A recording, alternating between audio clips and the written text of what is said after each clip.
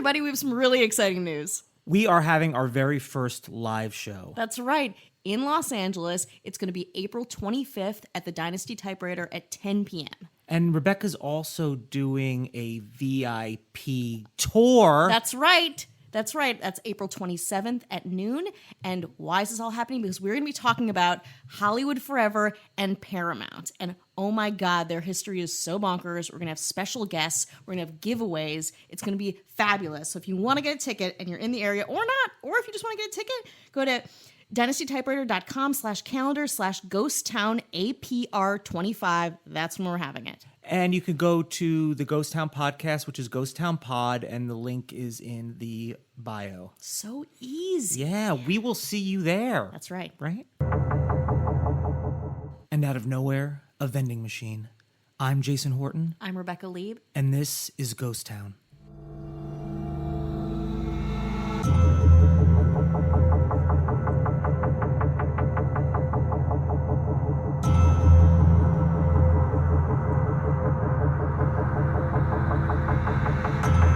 Okay, so you've done some really fun offbeat types of locales, and I have mostly done haunted houses. Yeah. So With two great tastes that go great together. that's right. That's right. So I think I wanted to, well, follow suit a little bit. So I'm really excited because I'm not sure that it's not even, it's a vending machine. Spoiler alert. It's a vending machine in Japan. I mean, when you say in Japan, Yeah.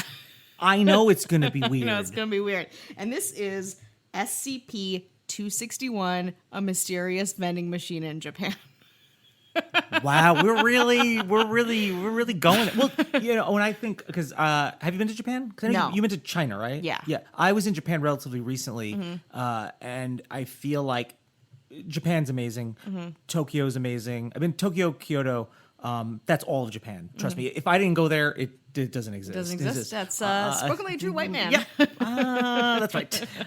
And I feel like Japan is inherently cool and interesting and offbeat. And then, like, the lore of vending machines my in God. something like Japan, I'm all in. Absolutely. And this is something that I heard about and I was kind of obsessed with for about 4 months in 2015. Okay. And I remembered it and I was like, I should find that. And I couldn't find it immediately. And I was like going through all of these old Japanese vending machines. And like I went down a wormhole that was very deep. And I'm obsessed. It also sounds like this is like some kind of 80s horror movie. It could be. I'm not even sure because I know that this vending machine exists, but I don't know if all the folklore around it exists. Whatever. Well, for right now, I'm gonna go into it. Yeah, but we gotta with an open mind, an open heart, and What about your soul? no, just zipped up tight. Okay. No one's allowed in. Not today. But we have some really exciting things to talk about before we get into it. Very exciting. Yeah. I am proud to announce that it's raining in LA. It's stormy and Yeah. spooky and It's right now. It is raining. uh-huh. So if you can feel that vibe, you know what I Yeah. mean. That Get that happening. If you aren't listening to this while it's raining, get a rain machine on. A rain stick. But that's not even the most important thing. I'm stalling. Why? Who knows? I don't know. Because we have our first live show.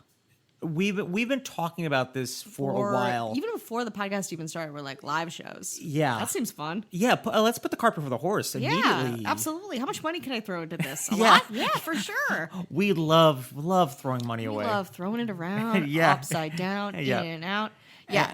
And we've kind of kept this under our hats for a while because Mm-hmm. this is it's not just us that's involved. So we have some people helping us. We do have some more. We have some people helping us with this. So it's kind of become You make it a sound little very culty when you say that. I think it's just people behind the it's a little shadows. bit industry-y as kind of but creatively it's and all also us. witches and wizards. Yeah, it's a coven I talked to my guides about making sure we fill Yeah. the seats for this live show. show, and we're excited about it. We are. So, okay, it is April 25th at Dynasty Typewriter in Los Angeles. Great theater, amazing shows all the time. It's at 10 p.m.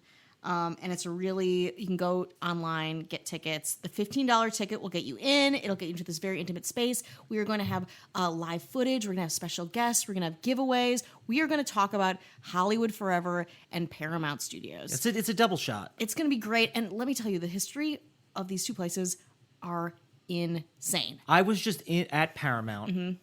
My mother and stepfather. When I did my stand-up show and they were both at it, I called him my father-in-law, and I was like, "That doesn't make any sense." But I No. could not think of the term stepfather. Yeah, so that's a teaser. So that was weird. Yeah. But we went to Paramount and we did a Paramount tour among some other things. Yeah. And it was I might have some anecdotes of my own. Yeah, and I want to tell you guys something too. My grandfather is buried in Hollywood forever, and Okay. my great-grandparents are buried there. So I have some personal stake in this. So it's going to be good. Yeah. So $15 will get you into our show.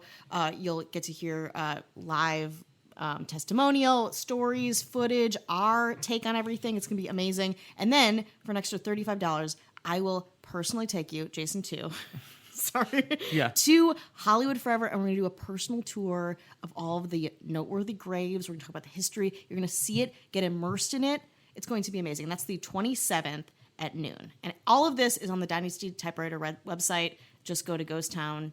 You go to calendar and Yeah. you go to our Ghost Town APR25. and go to our Instagram at Ghost Town Pod, and Yeah. the link should be right in there. Yeah, it shouldn't be too hard. Yeah, Just come give us on. your money. Yeah. Now. I actually, when I was my mother and stepfather, not father-in-law, No. were here. We went to Cole's Yeah. French dip. I was like, yeah, it was really fun. I don't know, I didn't put it together, but Hotel Cecil's right around the corner. Yeah, it's very close. So I threw some pictures up on the Instagram, and I was just so excited. And I don't know. I know they're changing it to like something on Main, like they're kind of rebranding it, but it's a historical. Not be a just horrifying. Yeah, picture. but I mean, even in the back, like the back from there's like the parking level in the back is pretty. We did an episode on Hotel Cecil. We did. So if you want to go check that out to kind of You should. I mean, we've double got a down. lot of like amazing shit Yeah. in the works. Like if you're LA, if you're local to LA, please, please, please come to our show. And if you're not, we're gonna get it up and we're gonna do shows elsewhere. yeah, Just- we're already working on our next show. yeah. So we want to come meet you. Yeah, we we want to wanna- give you a mug. We want to hand you a mug. Yeah. And you'll hand us money. And it'll be great. Yeah, and then you'll hand us some more We'll money go because we're like, around- hey, we need money for the subway. Yeah, Do you have and a then- Metro card we can use? Yeah. Do you have a sandwich? Yeah, I Or- mean, for New York. Yeah, I Something don't know. like that? I don't know. I'm No, help cold. us. But yeah, we're very excited. It'll be our very first one. I know. Check it out.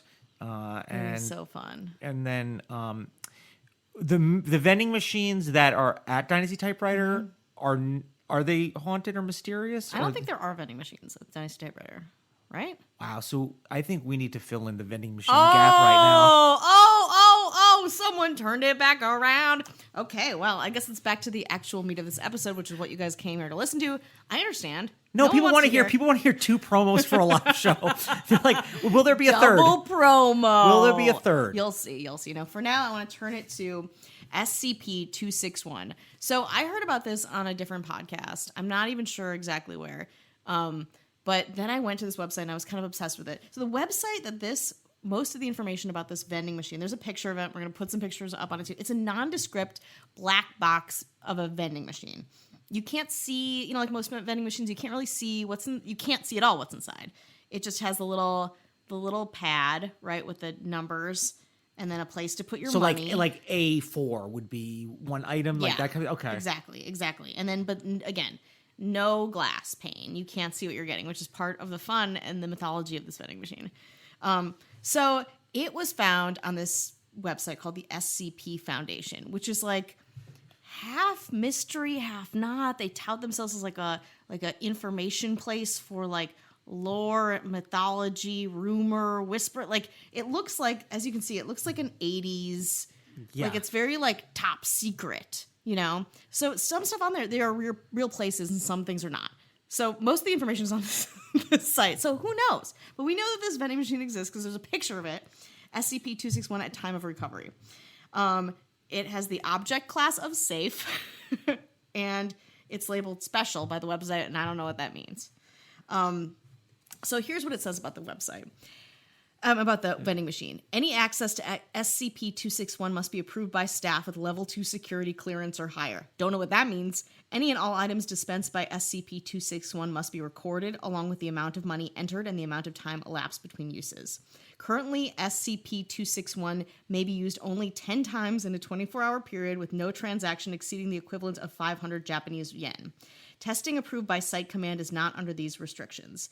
Items dispensed by SPC-261 should be reviewed on site health and safety officials before consumption. Failure to do so releases the Foundation from any obligation regarding negative effects. Items deemed dangerous or useful to research will be confiscated by site security with financial compensation provided in proportion to money spent. So they're already like winding up for like some weird. Yeah, well, I mean that really. I mean, when you tell me, oh, we can this vending machine only use 10 times 10 transactions in a day, Yeah. it's like I want to be one of those. I want to be one of those, if not 2. Yeah. Maybe all 10, if I had my way. I got 500 yen burning a hole in my pocket. Yeah, baby, I would love that. So description: SCP-261, I'm dyslexic, appears to be a large black vending machine with no front glass panel, as we said, and a small keypad on the right side. SCP-261 was recovered in Yokohama, Japan. SCP-261 was brought to the Foundation's attention after an investigation of an urban legend about a magic vending machine that was circulating on the internet. SCP-261 was found in a back alley behind a large shopping center, which many of the vending machines were found and are. Like the banks of them that I did research when I was trying to find this one, they're just like little, like tiny areas that have vending machines with the weirdest stuff in it, which again is like my dream. This is really, really amazing. All the acronyms make it very kind of official and kind of it's very like the wording is very pronounced and precise and exactly. So SCP-261 was found in the back alley behind a large shopping center with a handwritten sign saying "out of order" in Japanese taped to it. SCP-261 has no marks or identification of any kind, and no locals remember when or how it came to be in its current location. Internally, SCP-261 appears to be a basic vending machine equipped to vend food and beverage items. After a key was made and the front door opened, no abnormal materials were found, and it was determined that SCP-261 had never actually contained any food or beverage items. The keypad, while connected and operating correctly, does not activate any of the dispensing mechanisms. Okay. Yeah. When money is placed into SCP-261 and a 3-digit number is entered into the keypad, SCP-261 will vend a random item. SCP-261 has not accepted any currency other than yen, with rejected currency being deposited in the coin return slot. It is unknown how these items appear. However, SCP-261 will not operate when the door is open and when recording devices are placed inside. The number entered on the keypad has no effect on the item vended, nor has any pattern been detected. Items are always some form of snack food and typically have bright, attention-grabbing packaging. SCP-261 is capable of operating with no external power supply, but operation in the state will cause unstable vending to occur much more quickly than normal. If SCP-261 is used several times in a short period of time and or large amounts of money are entered before any item is vended, SCP-261 will start to dispense bizarre items. While still food, quote-unquote, their suitability for human consumption is often non-existent. So this is where it gets weird because it's just wait, what do you mean this is where it gets weird? The first sentence was weird. This is the log of shit that they have that has come out of this machine. Well, can we take a little break? Oh yeah, I suppose we should do that. Okay, good. Let's take a little break. Let me collect my thoughts. Yeah, collect your thoughts. Let me collect my thoughts, and we're back. Okay, are you ready? Yeah, I'm ready. Okay, so here are the things. This is again where I find doubt in the, like I'm not sure what is real and what is not here. Here is what has come out of this vending machine. Log of items vended during testing phase 8. Don't know what that means. 800 yen entered for each item, items being dispensed every 2 minutes. SCP-261 is attached to power. So, okay, not as erratic as it could be. Right. Coke Zero, a can of Diet Coke, packaging in English. Cheetos, a small bag of Cheetos snack food, packaging in English. Black, a single pack of caffeinated chewing gum, packaged in Japanese. Yeah, I think we got it. If that was packaged in English, I was like, I never heard of black. Yan. A single yan cone with peach dipping frostings, packaged in Japanese. The Meiji Sika company does not produce this flavor. Pepsi Dragon Twist. A can of Pepsi with a trace of fruit flavor, packaging in English. Flavor identified as dragon fruit. PepsiCo does not produce this product. Dark Side Cola. A can with clear plastic sides, packaging in Japanese. Liquid inside is clear. When opened, liquid appears to react to the air and changes to dark black over a period of several seconds. The black coloration looks like billowing smoke and cannot be reversed. Liquid's taste described as cola with something spicy in it. The Little Bakery, 7 grain. A small tube the size of a candy bar with a green button made of aluminum packaged in English. When the top is twisted off, a massive dough is extruded. Dough contains several enzymes and bacteria that have not yet been identified. On contact with air, these cause the dough to rise and bake, killing the microbes in the process. Produces a small round loaf of bread weighing 250 grams. Taste described as good but chewy. Lemon clams. Thick plastic baggie with a plastic tube on the side containing water and 12 clams, packaging in Dutch. Following on-package instructions, the plastic tube was cracked like a glow stick. Liquid in the bag flashed to steam, venting from a hole that popped open in the top of the bag, slightly burning one researcher. Steam finished after 38 seconds, after which clams were found to be fully cooked and infused with a mild lemon flavor. On investigation, clams match no recorded species. Diet Ghost. We're not sponsored by Diet Ghost, by the way. Not yet. Not yet, yeah. A can containing an instance of SCP-2107. I'm not sure what that is. Packaging was in English. Testing done on the instance provided similar results to... Wait for it. Other contained instances of SCP-2107. This marks the first time SCP-261 has vended another SCP object. We'll have to check that out. Unknown. Small mesh bag filled with small multicolored pyramids, packaging in an unknown language. Pyramids found to be very hard and unpleasant tasting compared to chalk in taste and consistency. When placed in hot water, pyramids open and produce strings that quickly dissolve, coloring the water the same shade as the pyramid. Water has no additional taste, but testing revealed a sharp increase in mineral, carbohydrate, and protein content, with several minerals unidentified at the present time. This content was found to be consistent with the recommended daily intake of nutrients for adult humans. Researcher ingesting the water reported stomach cramps 2 hours later, but no other effects. Unknown. Aluminum box with a small glass window on the side and a large round button on the top, packaging in an unknown language. Box is seamless and appears to be filled with small round animals covered in fur, each with 3 small paws and a single large eye. Pressing the button causes the inside of the box to rapidly become superheated, cooking the small animals alive. Muffled noises and scratching were heard for several seconds during the cooking process. After 1 minute, 30 seconds, the front panel opens and gives access to the newly cooked animals. Professor Kane volunteered to eat the animals with no other researchers willing to do so. Taste described as crunchy and very spicy with a small hint of beef. Unknown. Tall, thin aluminum can, packaging in an unknown language. Open this can, causing a chemical reaction with the liquid inside the can. Liquid was apparently not intended for an oxygenated atmosphere and detonated violently, causing several injuries and killing 2 researchers. Testing discontinued and area cleared. Testing area observed to smell like citrus for several days. I mean, if people could see my face right now. And there you have it. SCP-261. Probably the most bizarre site we have ever profiled. If it even exists. I like when they indicate that the language is unidentified. Yeah. Meaning that I'm sure they've asked more than, me and you. Be like, hey, do you recognize this language? Mm-hmm. No, we're not going to recognize it, but chances are somebody else will. I love it. It's just like a Twilight Zone episode. Yeah. Kind of like, they had one that was like kind of about a vending machine or like like an oracle. Yeah, I guess. yeah.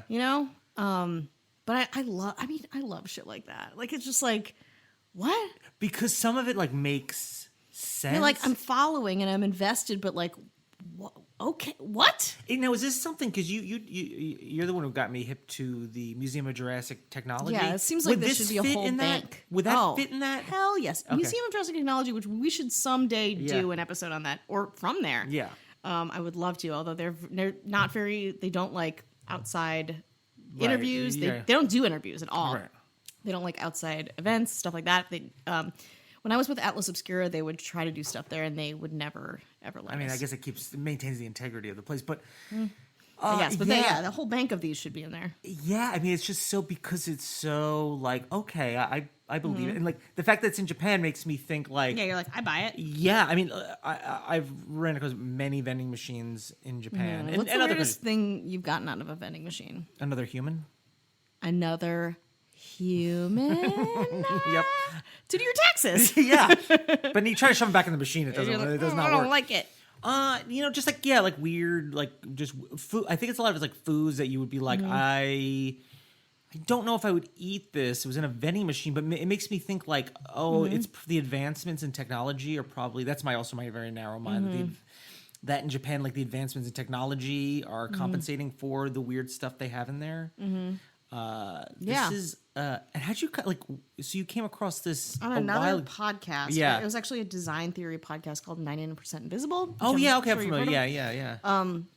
And I was immediately obsessed with it. The weirdest thing I've ever gotten out of it, I think that maybe they was weirder in China or something, but the Ace Hotel in Palm Springs has bikinis out of vending machines. Can you eat them?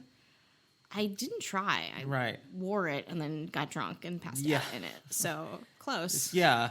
But yeah, I got a bikini out of a vending machine. It was not a very high quality bikini, but it was also like $25. Yeah. Which is too much to pay a vending bikini? machine. Oh, Not for bikini, but like a low grade. Like I forgot my bathing suit. You know, like you're like, well, here I am. It's either this or it's a little kitsch. tetanus or hepatitis. Interesting. I feel like this.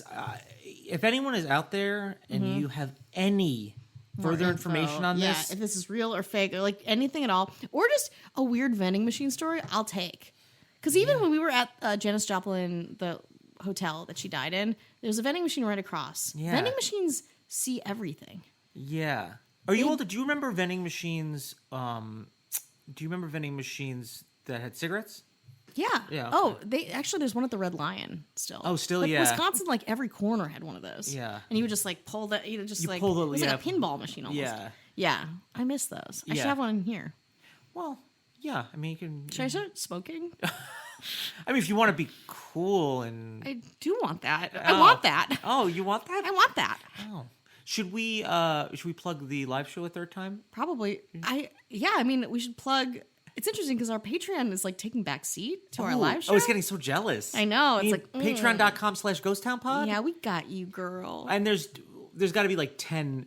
There's got to be 10 episodes that you haven't heard. 10 juicy Fs waiting for you to vend. I actually was looking. I was like, these are really good episodes. Yeah, and they're fun because I feel like the ones on Patreon are like a little more like off kilter, kind of fun and like short, short and sweet, and it's like the $2 a month one. I mean, that's nothing. That's nothing. That's like, God, you could get 2 cigarettes, or you can get the whole of our Patreon. Do you know the market value of loose cigarettes? Yeah, Lucy's.